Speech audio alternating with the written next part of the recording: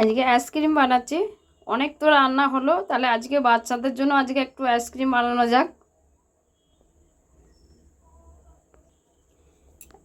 অল্প একটু কাজু নিয়েছি, একটু নিয়েছি নারকেল নিয়েছি, একটু চিনে বাদাম নিয়েছি, এই যে 1 কাপ দুধ নিয়েছি, আর এই একটা আমুল দুধের প্যাকেট নিয়েছি।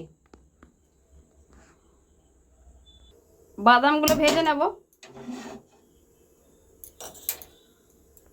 এই কটা বাদাম দিয়েছি, বেশি দিইনি, কারণ বেশি তো হবে না। এই ক্যাডবেরিগুলো নিয়েছি। বাদামগুলো একটু ভাজা হয়ে গেছে, শুকনো একটুখানি নেড়ে নিয়েছি, অল্প একটুখানি ভেজে নিয়েছি। এবারে কাজুগুলোও দিয়ে দেবো। এবারে এর মধ্যে নারকেলটাও দিয়ে দেবো। এটা শুকনোই ঘুরিয়ে নেবো একবার। একটা বাটি বসিয়ে দিয়েছি, এবার দুধটা গরম করে নেব। এবারে দুধটা দিয়ে দেবো। অল্প হালকা গরম হয়েছে, একটু দুধটা তুলে নেবো। হালকা গরম দুধে এটা দিয়ে দেবো, পাউডার দুধটা।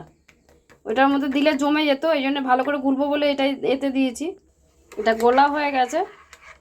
এবারে দুধটা ফুটে গেছে, এতেই দিয়ে দেবো।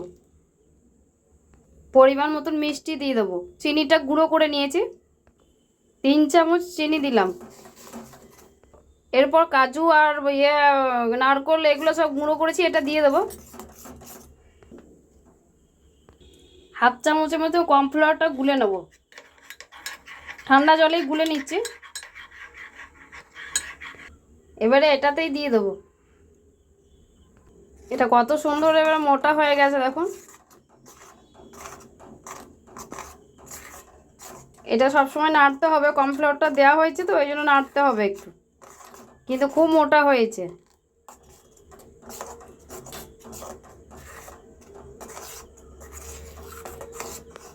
এটা হয়ে গেছে, এবার নামিয়ে দেবো।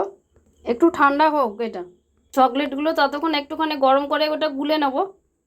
এই গরম এটার মধ্যে দিয়ে দেবো, একটু গলে যাবে তাড়াতাড়ি। চকলেটটা গলে গেছে, চকলেটটা একটু ঠান্ডা হোক। 3টে কাপ নিয়েছি, কাপের মধ্যে এবার চকলেটগুলো দিয়ে দেবো। এভাবে কাপের মধ্যে চকলেটগুলো দিয়ে দিয়েছি। এবারে এটা দিয়ে দেবো। এভাবে বাকি গ্লাসগুলো ভরে নেব। আমার হয়ে গেছে এগুলো। তবে 3টেতে চকলেট হয়েছে, একটাতে চকলেট হয়নি। এইটাতে শুধু চকলেটটা দেওয়া হয়নি, চকলেটটা কম পড়ে গেছে। তবে এটা সাদাটাই ভালো লাগবে খেতে। এবারে এটা কাগজ দিয়ে ফোল্ড করে নেব। যে কোনো একটা করেছি, এবার বাকিগুলো সব করে নেব। আমার এগুলো সব ফোল্ড করা হয়ে গেছে। এবারে দেখি কাঠিগুলো দিয়ে দেবো। তো এমনি আইসক্রিমের কাঠি তো পাইনি, আমার কাছে ওই কী বলে ঘুগনি খাওয়ার যে কাঠিগুলো ছিল সেইগুলোই ব্যবহার করব। এবারে ছুরি করে মাঝখানটা ফুটো করে নেব। এবারে বাকিগুলো ভরে নেব কাঠি।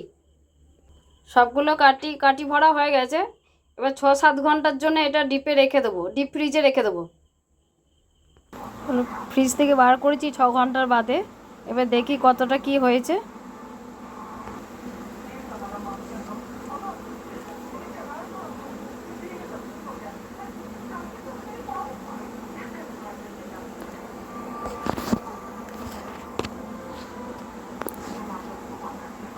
দেখুন কি সুন্দর জমেছে, কিন্তু এখনও আর একটু কিছুক্ষণ রাখতে হবে মনে হচ্ছে।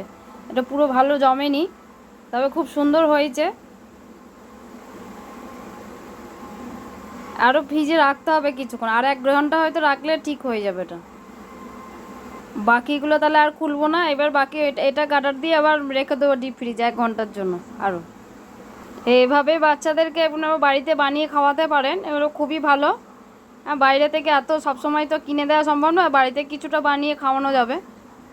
আইসক্রিমগুলো ফ্রিজ থেকে বার করেছি, দেখি কেমন হয়েছে।